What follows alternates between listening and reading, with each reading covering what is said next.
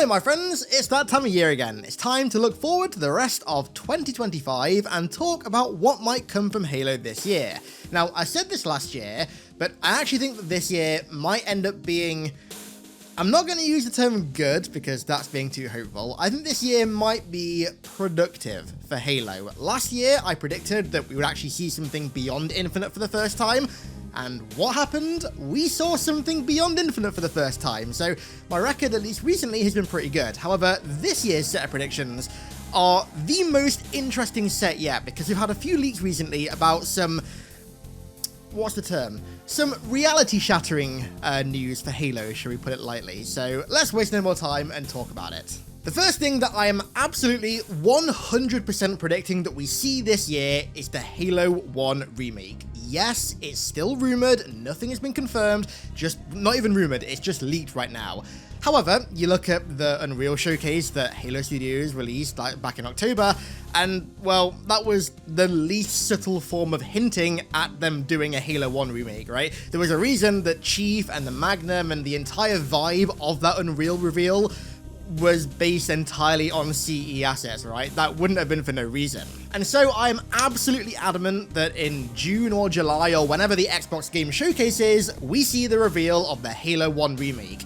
I don't think it's going to release this year, FYI. I'm pretty sure it's going to release next year for a reason that we're going to get into in a minute, but this year is 100% the year that we see the Halo 1 remake. On the flip side though, the other project that we're kind of looking forward to is Halo 7, and I don't think we're going to see that this year. In fact, I honestly don't think we're going to be seeing Halo 7 for quite some time. I think at least a couple years, maybe next year at a push, if not 2027, which is so bleak to even say. But I don't think we're going to be seeing that this year. I would not get your hopes up for it. Now, going back to the Halo 1 remake, the reason I think next year is going to be the release year for it, instead of this year or whenever else, is that 2026 is the 25th anniversary of Halo. It's the quarter-centennial anniversary of this franchise, which is very hard to believe, but it is. And there's also been a leak recently about a new Xbox releasing next year as well, called the Xbox Prime. Now, some leakers have shot this down as being BS, whereas others seem to be kind of hinting at it possibly having an element of truth to it. It's very murky right now whether this is actually a real leak or not, but at the end of the day, whether it is or not, next year is Halo's 25th anniversary. And I can see them doing something with that in concordance with releasing the new game, and I honestly firmly believe because of that, the Halo 1 remake is going to come out next year. If anything, a 25th anniversary is even bigger than a 20th anniversary, and on the 20th anniversary, we got Halo Infinite, which was a bit of a mixed bag, shall we say, so I really firmly believe that next year is when we're going to get the Halo 1 remake. Whether that comes as a standalone title, or if this Xbox Prime ends up being a real thing as a launch title for that console, who knows, but as we're going to come to in a minute, you'll realize that Halo is not just going to be limited to Xbox anymore. But before that, let's talk briefly about TV shows. Now, thank the Lord, thank God, the Halo TV show is no more. We don't have to suffer through that garbage any longer, thank God. Which means that Microsoft and Xbox and Halo and everything are kind of opened up to more potential avenues of taking Halo to the big and the small screen. And what's something that recently broke about a possible TV show relating to Halo? Secret Level. So if you somehow missed the god-awful news, Secret Level, which is kind of like an anthology series of various video game-related shorts done by Blur Studios for Prime Video, they were going to have an episode in Season 1 that released last year with a crossover between Chief and the Doomslayer, and Microsoft just said no to it. They just didn't want to do it, right? But that was back in like 2021 when they were pitching that to them, which was also when they were working on the Halo TV show. And so you could reason that the reason that Microsoft said no to that was because they were focusing on their own Halo TV show, and they didn't want to kind of like muddy the waters of having Chief in two separate shows on TV. But now the TV show has been cancelled and Secret Level has just been renewed for its second season at Prime. So, fingers crossed, hopefully, Microsoft saw the insane amount of kickback against their ridiculous decision a few weeks ago, and are like, right, okay, Secret Level, Season 2, do a Chief episode. Granted, that most likely won't come out this year, it's probably going to be next year, but it's something that I can see at least getting confirmed this year, and frankly, I really hope it does, because Halo deserves some kind of television and or movie presence I really hope that the god-awful show that we got doesn't make TV production studios distance themselves from Chief, because Halo in general as a brand it works so well in almost every medium, and film and TV are two mediums that it is absolutely choked at. It should be doing so much more in both those mediums, and Secret Level Season 2 would be a great way to dive into at least one of those mediums in a good way for once, kind of shedding the baggage of that trash TV show. But going back to something that I do absolutely firmly believe will get announced and will release this year, that's the Master Chief Collection on PS5 and Switch, which, yes, it still sounds very weird to even say those words, but we've had a number of leaks recently about this, and not even just leaks, we've had like official statements from Phil Spencer about this. So Xbox now has something called Project Latitude, which is their kind of internal code name for putting their IPs on other platforms. And Phil Spencer recently said, roundabout basically, that no IP under the Xbox umbrella is out of bounds for Project Latitude, which is basically his way of saying, yes, Gears of War and even Halo can and will likely go to PlayStation and Switch at some point. So that was already, if you think this is a good idea at least, that was already a little bit of hopium for that. But then the other day, a very reputable leaker called Nate the Heat said that this year the Master Chief Collection is going to be releasing on PS5 and Switch too. He then, the other day, also said, the night before the announcement, that the Switch 2 was going to be getting announced the day after. And lo and behold, the Switch 2 got announced the day after. As far as I'm aware, he is the only leaker that predicted that, so he's very clearly got inside knowledge at likely Sony, but definitely at Nintendo, and he's also saying that Halo is going to be going to different platforms in the form of the MCC this year. So, I don't know, seeing that Switch 2 announcement the other day kind of confirmed to me that he was right, and the MCC is going to be going to different platforms, which some people don't like it. Personally, I think it's really exciting because okay, a little bit of lore, right? I used to be a hardcore Xbox fanboy back in the day when I was a teenager. The original Xbox, which, I mean, I'm going to do the soy jacket thing again. You can see it's in the back of all my videos. That bad boy is, I still firmly believe, the greatest console of all time in terms of the games on it, in terms of the design of it, the UI, everything about the console I adored. And then the 360, although it didn't have as much charm as the OG Xbox, was the best console generation literally ever, right? I used to adore Xbox. Then the Xbox One happened, and then all the consoles after that happened that, frankly, I can't even remember the name of because their naming conventions are so silly that I can't remember them. And I'm at the point now where I kind of just don't really care that much about Xbox. I care far more about the well-being of Halo as a brand and an IP than I do about Xbox. And I don't want Halo to be shackled to a console that can't get its act together and that just fails time after time after time, right? That is holding Halo back. Halo, yes, there are a litany of other things that are also holding Halo back. 343 have had 1,000,000,001 blunders over the years. Microsoft have screwed the pooch 1,000 times.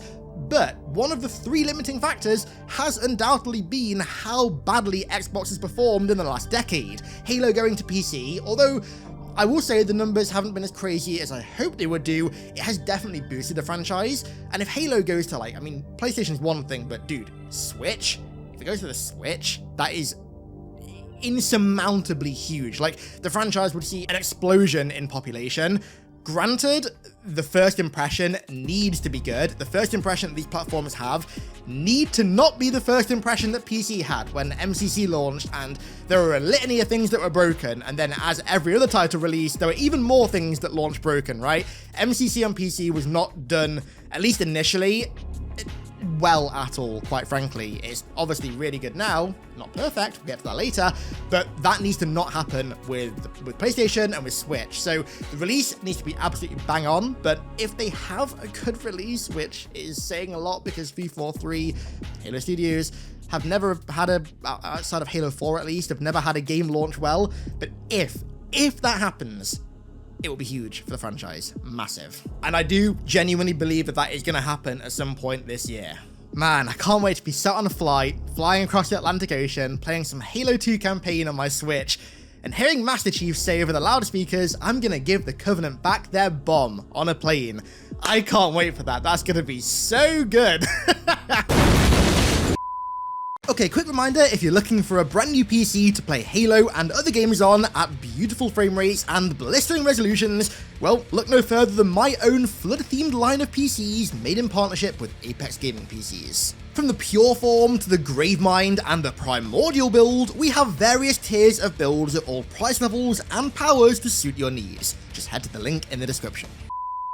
Okay, I've got a few more predictions this year, but before we get to them, I've got to just address something that you guys have been asking me to address in droves in the comments now for like a month, and now's the time. Let's talk about Turok Origins real quick. So, if you don't know, I'm a huge Turok fan, at least Turok Evolution. That game is like part of my DNA, and when Turok Origins was announced at the Game Awards, I got tagged a billion times in the tweets and in the comments about it, right? So let's talk about it. So, I am very happy to see the Turok IP back. It's also very interesting that the people making Turok Origins are Saber Interactive, who made Halo 1 Anniversary, Halo 2 Anniversary, MCC, Space Marine 2, etc. Like, at least in recent years, obviously MCC and Halo 1 Anniversary weren't so great, but Space Marine was amazing, and a few of the titles they've done recently have been really good as well. So their rap sheet is really good. Saber are a great dev/publisher. But I gotta be honest, man, that trailer for me just looks so like, it looked like a T for teen version of Turok, to be quite honest. Turok for me is a very visceral, extremely violent, extremely gory game, and that just didn't look like that at all. It looked like it had all the edges kind of like rounded out to make it, I'm not going to say more of like a family game, but it definitely looked more like younger generation oriented. Also, not a fan of it going third person. I really wish it was first person still. Just the gore that you get in first person, Gears of War and Space Marine aside, it's just so much more like visceral than when you're in third person, because like you're actually experiencing what you're doing literally firsthand, right? Like when I chop someone's leg off in Turok Evolution with the War Club, I see that happening like right in front of me, whereas in third person, it's a bit of dissociation. Also, the seeming focus on co-op is something that I'm not too fussed about either. I don't know, man. I wish this had just been like a really authentic Turok game, and instead they're taking it in like a new direction, which we'll see. We've not seen much of the game yet. We'll see. But right now, I'm like, I don't know. I'm not going to say cautiously optimistic. I'm just cautious about it. That's pretty much it. All I want at this point is for Night Dive to remake, or remaster rather, Turok Evolution. That's literally all I'm asking for. I don't even want any new Turok games. Like, it'd be cool, but just remaster Turok Evolution and I'll be a happy man. Some other non-Halo things that I'm really looking forward to this year are Death Stranding 2, Metal Gear Solid Delta, the MGS3 remake, Kingdom Come Deliverance 2, the first one was incredible. Of course, Doom the Dark Ages, like who the hell isn't excited for that? Gears of War E-Day, again, who the hell isn't excited for that? That trailer was one of the like probably top 5 best video game trailers ever. That was perfect. Like, I can't put into words how perfect the vibes were in that trailer. Just immaculate. I'm kind of optimistic a little bit about the Oblivion remake, although I saw one of the leakers recently saying that they've remade the UI to make it more like accessible for younger players, and like, oh no, I dread that, because Oblivion's UI had so much soul and I just feel like they're gonna ruin that. But I'm curious to see at least. 2 games that I'm also a bit like about is GTA 6. I've never been a fan of Rockstar games, full stop. I just don't like their gameplay systems, so GTA 6 I'm like not that fussed about, to be quite honest with you.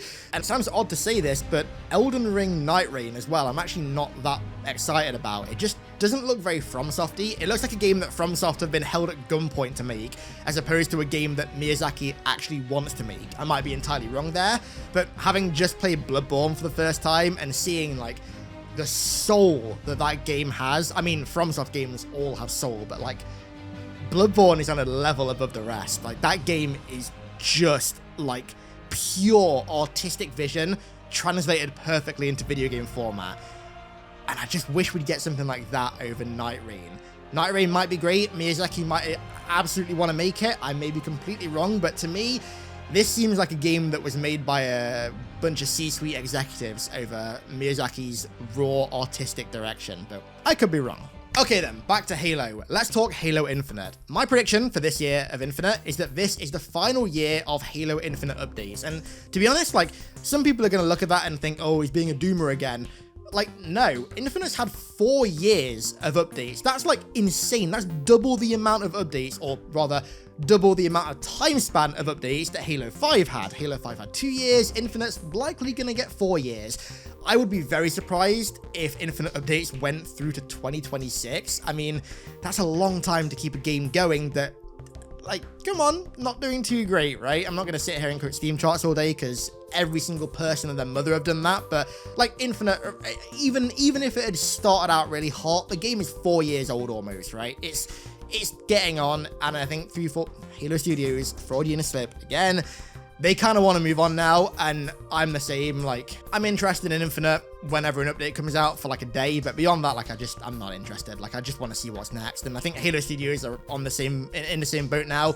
You can tell that their vision is very much fixed on the future, which is going to be interesting, right? Because in that future, there needs to be an MCC update. If these rumors about MCC going to PlayStation and Switch are true, then there needs to be another MCC update to fix a bunch of stuff to make sure those launchers aren't as bad as the ones on MCC PC. I think it'd be very strange to spend nearly 2 years ignoring all the community's requests for an MCC update and to just act like the project is entirely dead, and then to randomly release it on 2 brand new platforms, right? It's very strange. And so I think the MCC update that the fans are currently asking for needs to happen this year in conjunction with the game going on other platforms. Now, it's kind of hard to talk about what this hypothetical update would contain, considering, like, would it be the same on every platform? Would it be just for PC and Xbox? But like, there are a few kind of blanket updates that definitely need to be done. And the most important one is mods on console. I was going to say mods on Xbox, but mods on console now, I guess, not just Xbox. So modding scene for MCC is amazing, and it's the absolute best way to long-term sustain the project. I mean, again, Steam charts are only like one little bit of the vision, but if you look at the Steam numbers for MCC compared to Halo Infinite, which, by the way, is a free game, MCC just blows it out of the water constantly, and I guarantee one of the main reasons for that is because of mods. And so allowing all this constant custom brand new content that's made for PC to be playable by players on console would have such a huge effect. It's done by Bethesda with Fallout, and I know Age of Empires as well, I believe, has mods on console. I really think that something needs to be figured out for MCC mods on console this year, because it would be the absolute best way to sustain the game for free, especially on other platforms as well. And in conjunction with that as well, making the server browser be playable with mods would be huge as well. And on top of that, allowing people to automatically download mods that they don't have installed when they join a server would also be massive, because right now, after speaking to a bunch of modders, everyone's making like single player content and sometimes firefight content, but no one's bothering to make multiplayer modded content, because getting people together to play multiplayer mods is a nightmare, because if one person doesn't have the mod installed, then everyone has to go and check who doesn't have it installed, and it's just a complete faff to get it sorted. So if there was a way for people to like join a server in the customs browser with mods installed, and if they don't have those mods installed, the game just automatically downloads them, like Gary's mod does, for example, or like COD 4 and World at War on PC do, then that would make the whole experience of modding so much more seamless. And also, if mods did come to console, that would kind of have to be a requirement, because otherwise, how else would players get the mods? And then also, full campaign crossplay for every game, not just Halo 3 and ODST like it is now, is, I would say, an absolute must if the game is coming to PlayStation and Switch as well. Imagine how cool it would be, you being on your Xbox, your friend being on his PS5, and then your other friend being on a Switch, all playing like Halo 2 campaign together, or like Reach campaign together. That has got to be possible. Bringing Halo to all of these platforms is nerfed significantly if all those platforms can't play the entire experience together. And I think the main drawing factor, quite honestly, for Halo on all these other consoles is playing the campaigns for the first time, because obviously the multiplayers are beyond iconic. But I don't know, maybe I'm biased, but I think the main draw, at least in like quote-unquote normie audiences for Halo, is playing as Chief and killing the Covenant, right? And if you can't do that with friends on all these brand new platforms at the same time, then what's the point? The only reason that I'm a little bit hesitant about the MCC leak and also the fact that MCC might get another update is I just don't see, at least from a business perspective, why Halo Studios would want to invest resources and money into development on the Blam engine when they're very publicly leaving the Blam engine behind with the remake. That's the one reason that I'm not 100% adamant that MCC is coming to other platforms, because it seems weird to release the original version on other platforms for the first time literally ever, right before a remake of one of those original games comes out. Like, I absolutely firmly believe that the Halo 1 remake will at least be on PS5, but I don't know, it does seem a little bit weird. There's a little bit of like business dissonance there, like it doesn't quite line up. Let me know your thoughts down below in the comments. And with that said, those are my predictions and thoughts for Halo in 2025. I think this year is, like I said at the start, going to be a productive year, but also a very, very weird year if MCC does go to different platforms, like it's really looking like it will do. I'm really curious to hear what you guys think we're going to get this year. Do you think that it's just going to be a year of Infinite again? Do you think we're going to get an announcement for anything, for a spin-off or the remake or anything else? Let me hear it down below in the comments. One last cool thing, I actually recently contributed to a documentary about the importance of physical media and its preservation, and it just released. It was done by The Meaning in Between, who is a great guy, great YouTuber, and the documentary came out amazing. I'm in it, Marty's in it, Leopoldin's in it, Frogger Chris, loads of other Halo YouTubers, and other creators. It's an amazing documentary. Please go and give it a watch, give it a share, link is in the description. And with that said, I'm going to round this one out there. I want to give a huge thank you to all of my amazing patrons for the continued support over there, as per usual, and thank you all so much for watching. I really appreciate it, and I'll catch you all in the next one.